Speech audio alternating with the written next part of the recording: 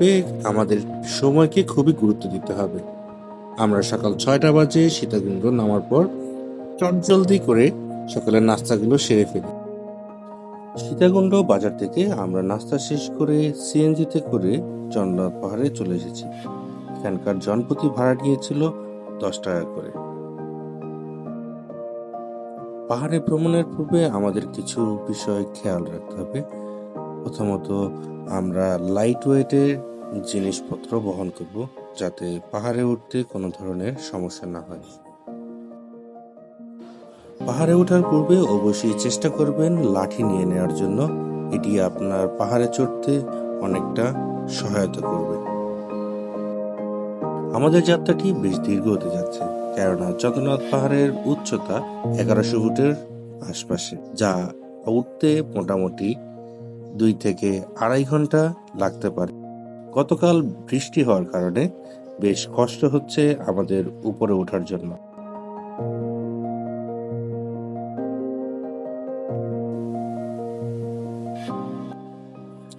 এই সময়টাই সবচেয়ে পারফেক্ট টাইম চন্দ্রনাথ পাহাড়ে ভ্রমণের জন্য, কেননা আশপাশের ঝিরিতে বা ঝর্ণাতে বেশ পানি থাকে এই টাইমটায়।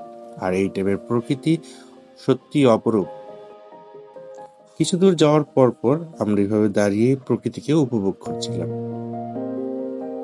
এখন বেশ অনেকটা পথ বাকি রয়েছে আমাদের উপরে ওঠার জন্য। কিছু দূর গেলেই আপনারা কিছু ছোট ছোট মন্দির দেখতে পাবেন। সনাতন ধর্মাবলম্বীদের এই মন্দিরগুলো এখানে বেশ অনেক বছর আগেই স্থাপন করা হয়েছিল। চারিদিকে অপরূপ সৌন্দর্যময় সবুজে ঘেরা পাহাড়গুলো সত্যি মুগ্ধ করে দিচ্ছে আমাকে।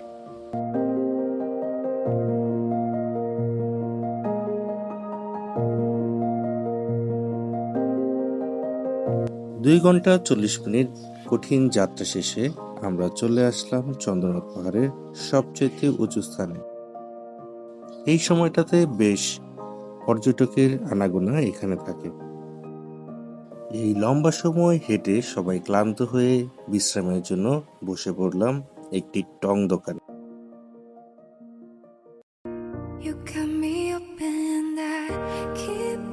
পাহাড় আর প্রকৃতির সৌন্দর্য উপভোগ করতে হলে আপনাকে অবশ্যই পাহাড়ে আসতে হবে।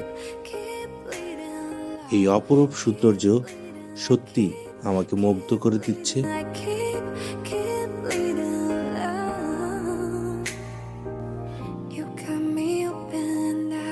এই দীর্ঘ সময় যাত্রার কষ্ট এই প্রকৃতি দেখে এক নিমিষে উধাও হয়ে গেল।